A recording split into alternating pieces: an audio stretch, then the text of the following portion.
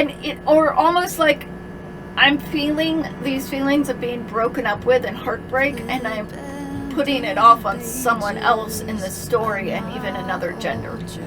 Find that interesting.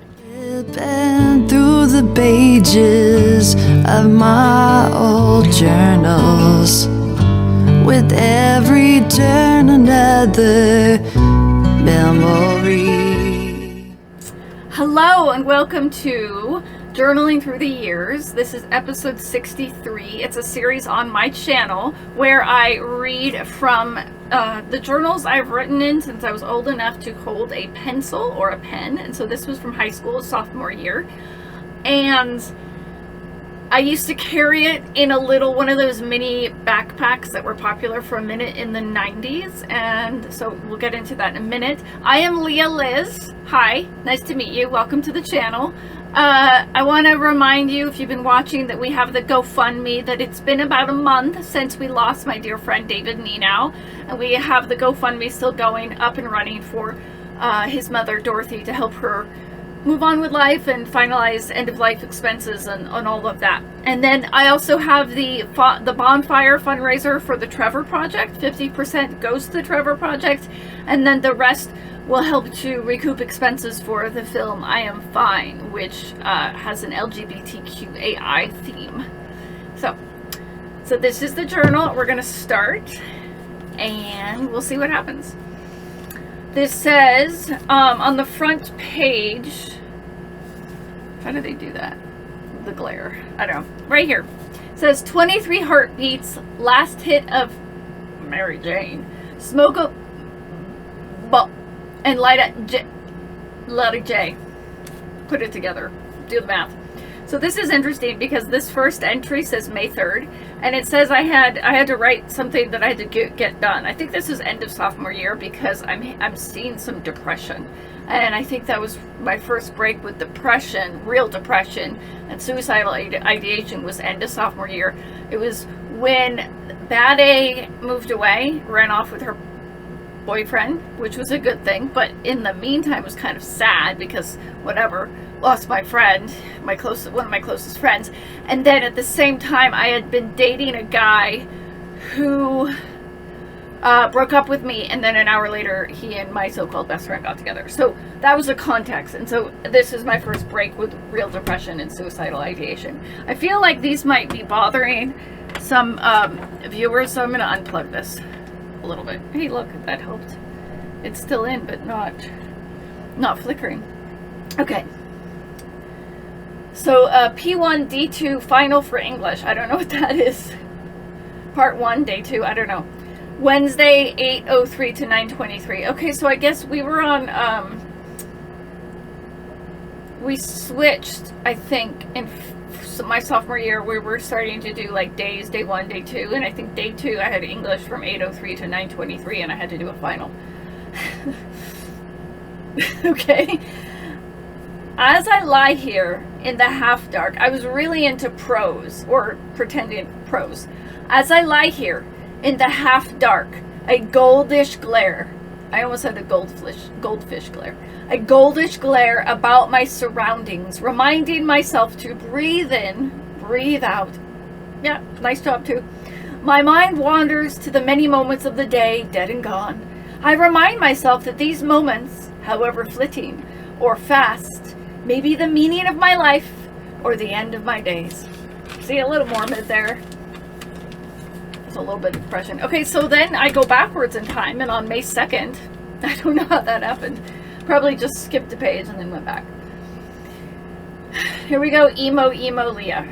Love, circling my heart all day long, through the night, is a longing, an uncontrollable passion, until now I never once knew.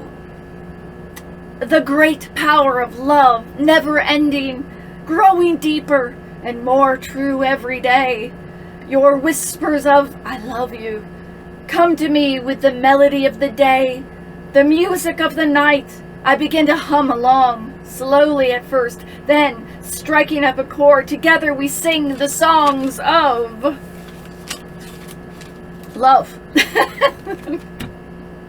I don't know what that was about. because I don't think I had a relationship at that time. I think I was just pining and being emo and thinking about relationships, and that's what I wanted with my life. So this is called, I think this is a little short story I wrote. So let's see how it goes. Let's see if we like it. Written on May 2nd.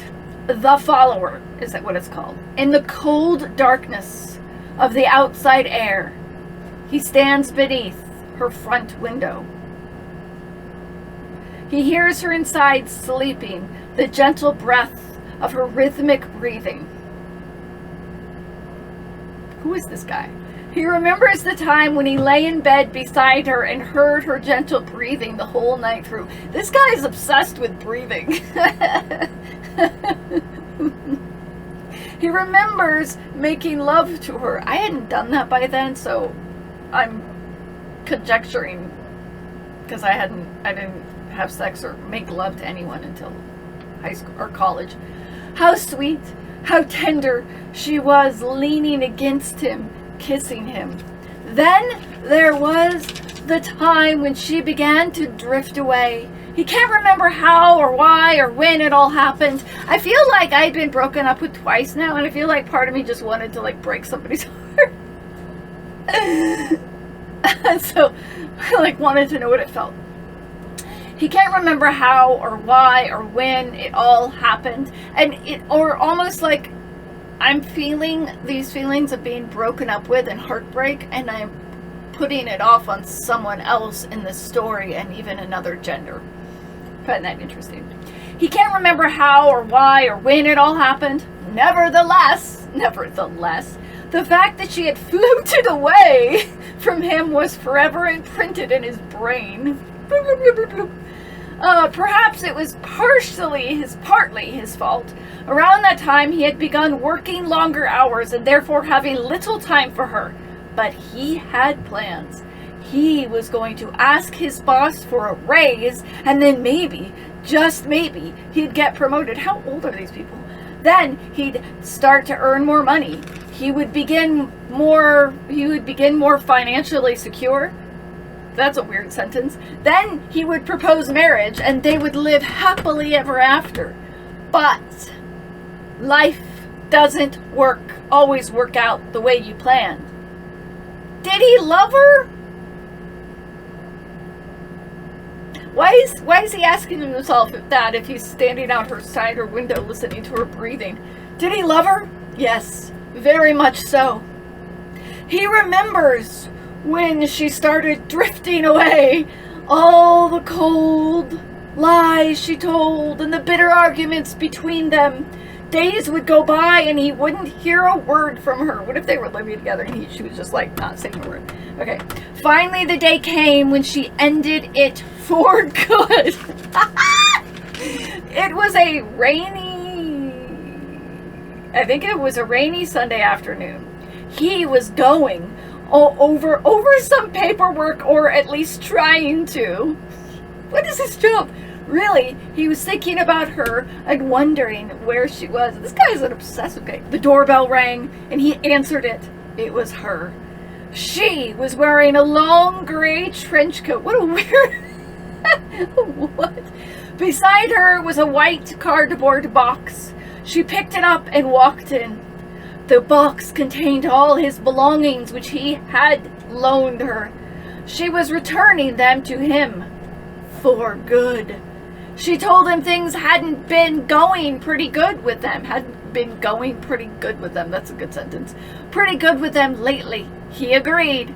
He wanted to tell her what was in his heart. He loved her, wanted her to stop lying and to at least show her appreciation once in a while.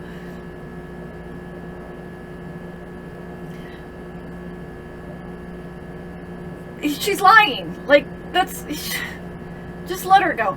Don't stalk her. But his lips wouldn't move to say the words. He's all...